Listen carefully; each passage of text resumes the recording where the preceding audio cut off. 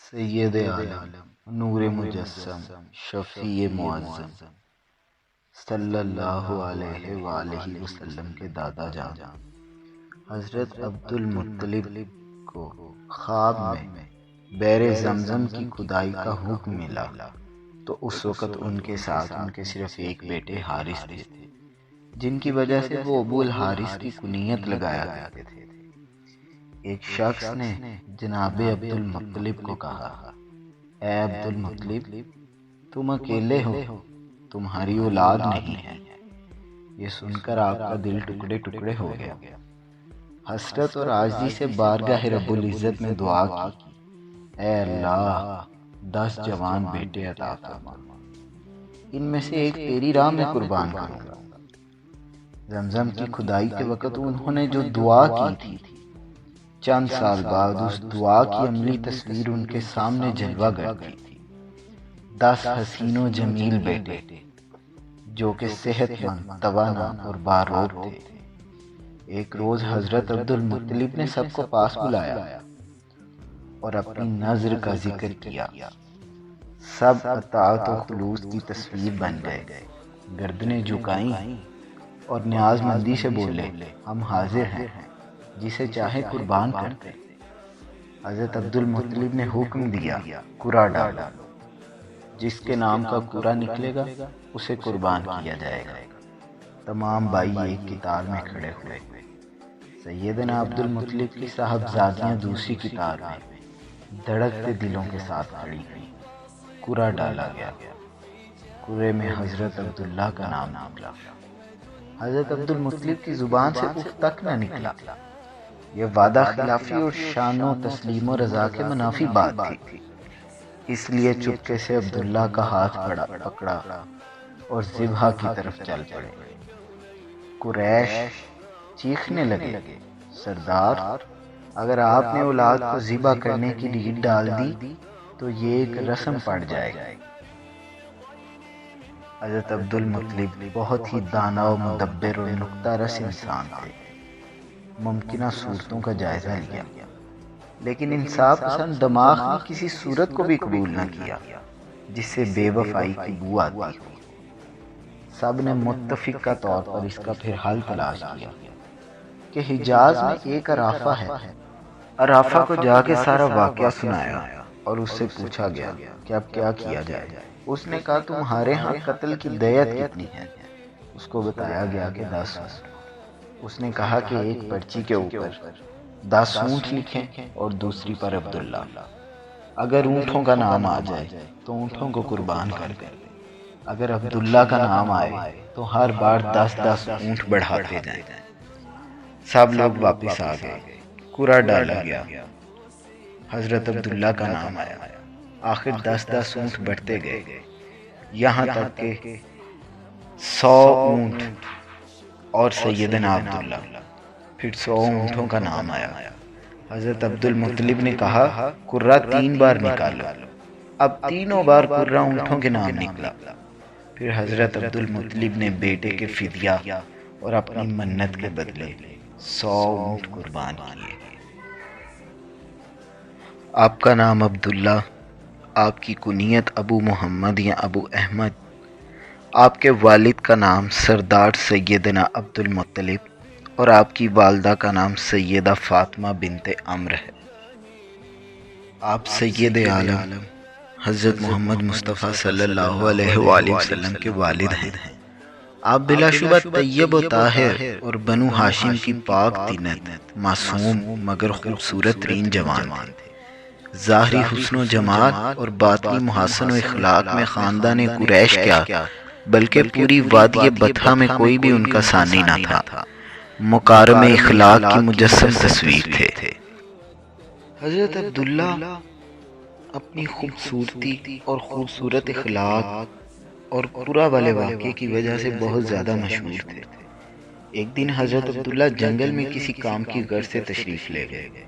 وہاں ملک شام کے کچھ لوگوں نے آپ پر حملہ کیا۔ اتفاقاً سیدہ آمنہ رضی اللہ تعالی عنہا کے والد ماجد حضرت وہب بنت مناف بھی جنگل میں موجود تھے۔ وہ حملہ آوروں کو دیکھ کر فکر مند ہو گئے پھر انہوں نے دیکھا کہ یکا یک چند سوار غیب سے نمودار ہوئے اور ان کی شکل و صورت عام انسانوں جیسی نہیں تھی۔ انہوں نے اس حملہ آور جماعت کو مار بگایا۔ واہب بن مناف اس واقعے سے بڑے متاثر ہوئے۔ گھر آ کر اپنے اہل خانہ سے فرمایا کہ میں اپنی لخت جگر آمنہ کی شادی حضرت عبداللہ بن عبد المطلب سے کرنا چاہتا ہوں۔ پھر انہوں نے اپنے دوستوں کے ذریعے حضرت عبد المطلب کو اس بات سے مطلع کیا۔ وہ خود کسی ایسی عورت کی جستجو میں تھے کہ جو شرف، حسب و نسب اور عزت و عفت میں ممتاز ہو۔ حضرت آمنہ رضی اللہ تعالی عنہا میں یہ تمام صفات بدرجہ اتم موجود تھی۔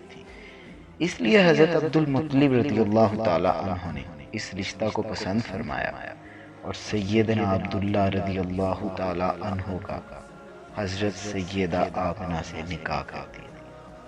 کہا جاتا ہے کہ شادی کے بعد قریش جو کہ تجارت پیشہ لوگ تھے، حضرت عبد المطلب کے بیٹوں کا بھی یہی ذریعہ معاش تھا۔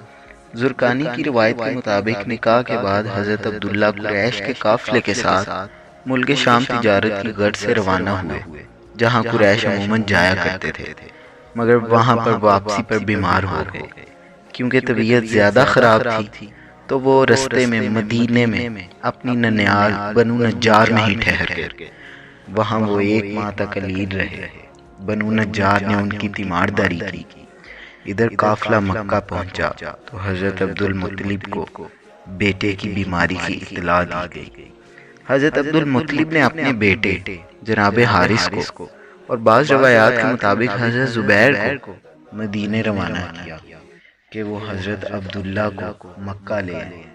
لیکن جب وہ مدینہ پہنچے، بنو نجار پہنچے، تو پتہ چلا کہ حضرت سیدنا عبداللہ اس دنیا فانی کو چھوڑ کر رب کائنات کی بارگاہ میں حاضر ہے۔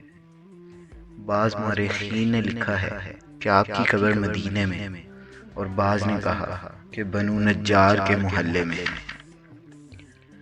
جب آپ کی رحلت کی خبر مکہ پہنچی تو سردار عبد المطلب اور سیدہ آمنہ سلام اللہ علیہ بہت آبدیدہ ہوئے۔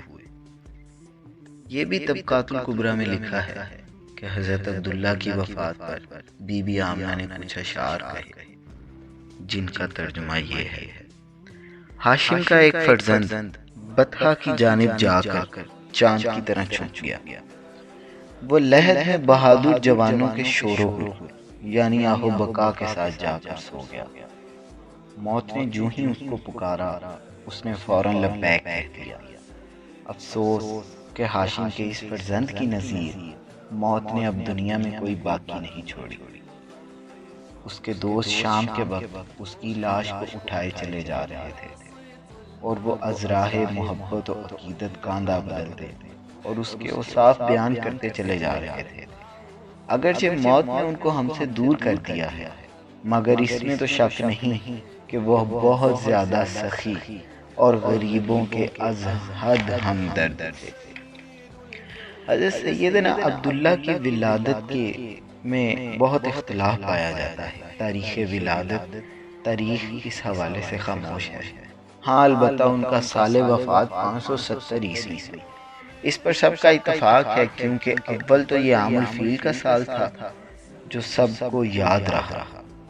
دوم اس سال میں حضرت عبداللہ کی وفات کے 6 ماہ بعد آقا صلی اللہ علیہ وآلہ وسلم کی پیدائش ہوئی۔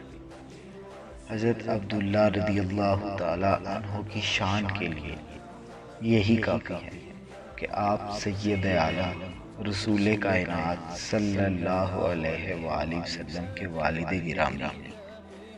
آپ اس امت کے محسن ہیں۔ حضرت عبداللہ رضی اللہ تعالی عنہ کا وصال کے بعد کل ترکہ یہ تھا: 5 اونٹ، بکریوں کا ایک ریوڑ، ایک حبشی لونڈی جن کا نام برکت اور کنیت ام ایمن۔ یہی ام ایمن ہے جنہوں نے رسول اللہ کو گود کھلایا تھا۔